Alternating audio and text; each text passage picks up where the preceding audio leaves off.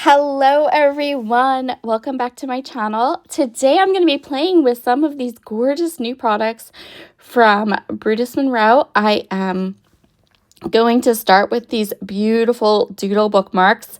I'm going to choose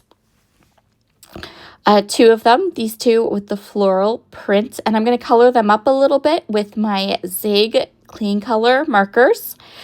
And once I have them all colored up, so here they are all colored up. Now I wanted to foil them. I have this foil from Decofoil. This is called Sparkling Cider. Now this won't be, I won't be able to foil the entire bookmark because of how I foil. So I have a flat hot plate from Pink Fresh Studio, and I have a glimmer hot foil machine, a system. I don't have a laminator. I don't like one-trick ponies in my craft room. I have very limited room to store a bunch of tools. So I really like this method of foiling with just the foil and the glimmer machine, and then having that solid hot plate, and then I can foil just about anything I want. So this will not foil the very end of the bookmark, but I'm okay with that because I'm not going to use this as a bookmark, and part of these foil pieces are going to be completely covered up by my photo and by other elements on my scrapbook layout, so it's totally fine. If I was using this for anybody else, for any other type of project, and then I would say you would have to just leave it black or something like that. But see, we're going to just go like this, and then we're going to cover up those pieces that aren't foil. Next, we're going to play with some mixed media. So I have a piece of hot press watercolor paper, a piece of acetate, and 3 of the brand new Chroma Mist colors. I'm going to spritz some onto this acetate, move the product around in all different kinds of directions. And then we're going to go ahead, put it onto the paper, move it around a little bit more. So we're going to create like a smushing technique, a little background. It's been a really long time since I've done this, but it was really, really fun. This is the Bluebell color. So once I kind of smush on some of it, I'm trying to keep it to the middle. I'm going to splatter a little bit too as well. So the next color we are going to use is Marigold. And again, just spritzing some of that onto the acetate. And then I'm going to just take another section of the paper and smush it down. So what I've done for sure is I didn't want to make purple. That was the only thing. I really didn't want to make purple. I didn't mind making green with the orange and the blue, but I didn't have anything. I didn't plan on using anything that was purple. So I didn't want the purple. So I'm going to try to keep the pink away from the blue so we don't get purple. But I don't mind if we get green, which we do a little bit here with the Marigold and the Bluebell. I am just taking a piece of tissue and kind of blotting up some of the extra product that is just sitting on top of the paper. I really don't want that to be, I don't need it to be there. It'll just take extra time to dry. So that's all. I'm just kind of letting the product sit on the paper for a little bit, but then I can blot up where it kind of pools. You'll see me here kind of moving around with my finger a little bit and get the area that I want here. I basically am looking for like 3 sections of color. And I want to span one side of the page to the other, but I want to keep the color mostly to the middle. So there is a method to my madness with this. I have a thought process, and I know that, where I kind of want the color to be and how I want it to look. The last color that I am using is Ladybug. So I'm going ahead and kind of moving that spray ink around, getting it into different areas of the paper. And again, just spritzing it and getting those areas covered so it goes right across the middle of the page. And then again, just blotting up some of those areas that want to kind of pool or pool. That's a good word for it. Yep. So I wanted to add some metallic splatter that would match that sparkling cider deco foil. So I grabbed some copper shimmer aqua pigment and a fan brush, and I'm just going to splatter right on top of my painted sections. And I'm just doing across the top and across the bottom because that whole center section will pretty much be unused. So it's good. We're going to cover up most of that center section. We're just going to have mostly the top and mostly the bottom. So that top and bottom is where I splattered. Then I'm going to go ahead and set that aside to dry.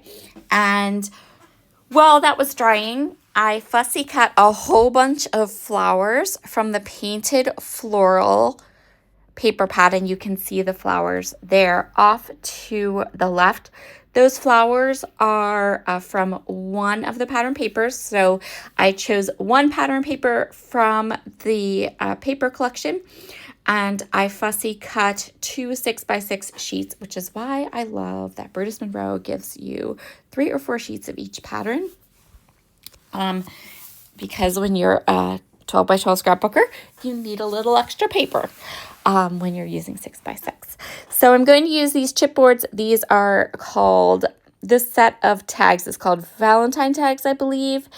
And I am going to use some acrylic paint. I'm going to use the yellow and the pink.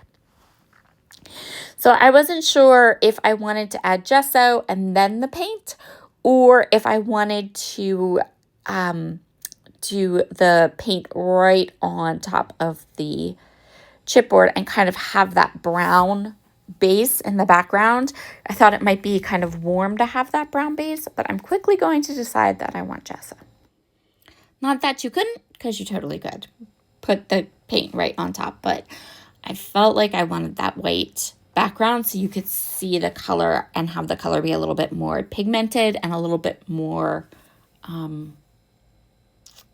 bright and bold.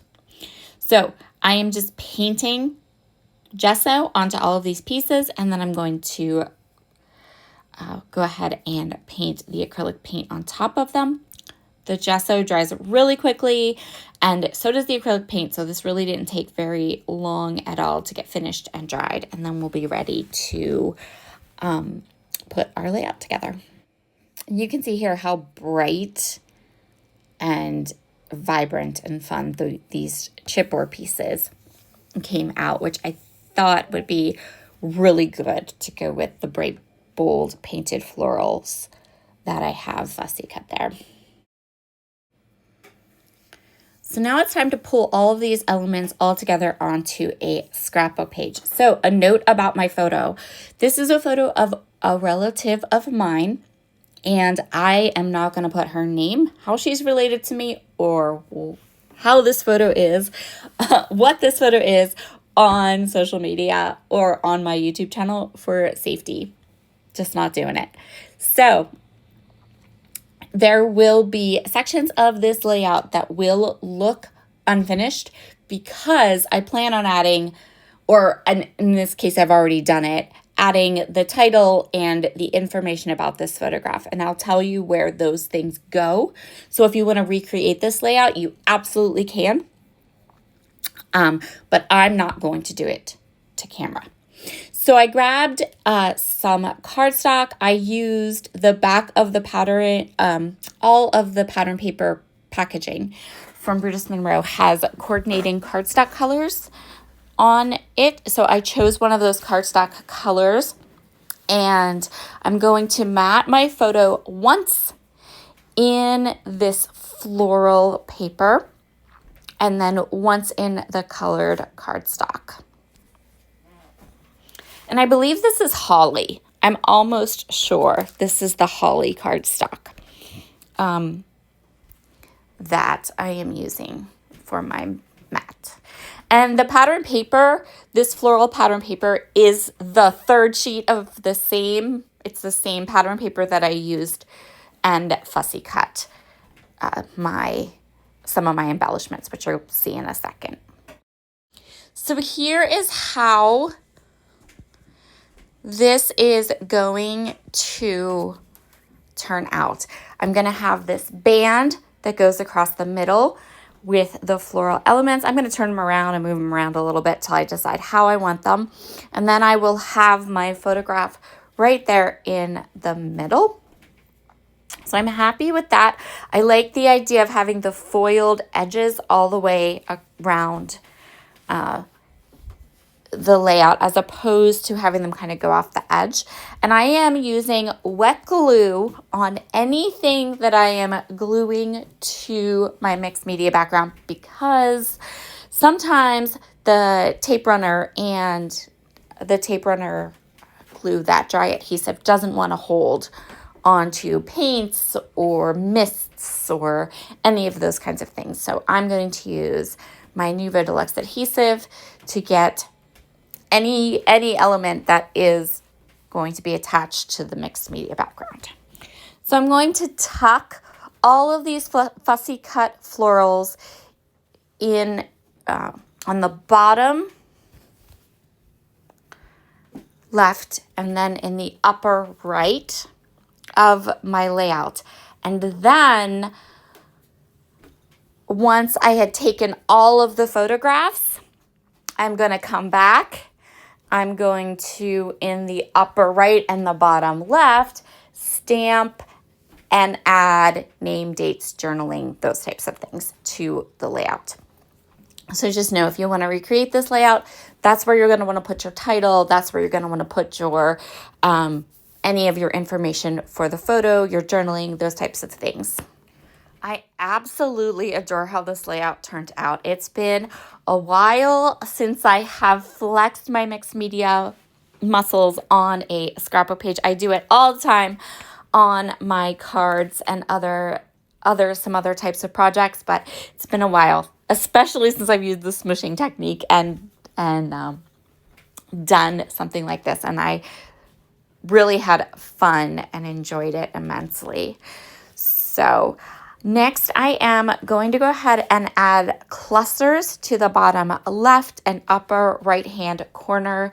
And I'm looking for some of these fussy cut flowers that have straight edges. They were the flowers I fussy cut from the edges of the paper because those will work perfectly for little corner clusters. So I'm going to go ahead and kind of work on those corners, and then on top of the corners, that's where I'm going to add those trims and those painted chipboard pieces. Then I can go ahead and do the upper right-hand corner the same way, first adding the little floral clusters, and then I'm going to add some chipboard pieces on top to finish it off. If you are interested in any of the products I used on my layout, you will find them in the description box. I used a ton of the new release products from British Monroe, and I also have an unboxing video showing all of those gorgeous products. Their new spring release and collection is absolutely fabulous, and I love it so much. I actually am going to use these products on a second layout coming up later this month. So you can look forward to that as well. I just think this turned out so absolutely beautiful. So if you need any of these products, you can find the links in the description box. Those links are affiliate links, which means if you make a purchase using those links, I will receive a small commission, which is a huge help to me in keeping my channel here with you all and continuing to create and record and voiceover and edit and share all this fun with you. So be sure to hit that like button. And here I'm showing you, I used that stamp set, which is just an older stamp set from my stash. And I'm kind of showing you how I'm going to put the stamping in the upper left and the lower right for my journaling and my title. Last little bit of detail on this layout is going to be those teeny tiny little chipboard hearts that I also painted. They will be the last little details on this layout. So I'm going to put 2 of them, an orange one and a pink one, in the lower lefts and the upper right hand cluster right there. And that is where we will call this project all done. Thank you so much for joining me today. Be sure to hit the like button, subscribe if you haven't already, and I will talk to you all again very soon. Bye.